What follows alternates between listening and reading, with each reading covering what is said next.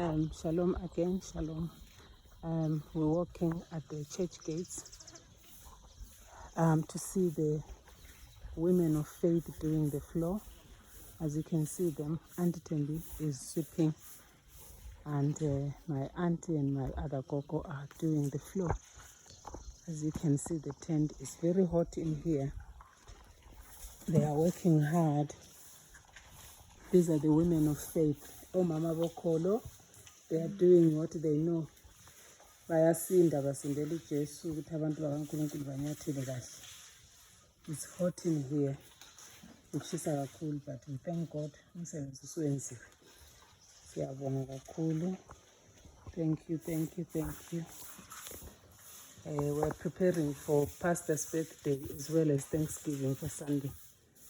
And tomorrow's all-night prayer. So we trust God for a good turn-up.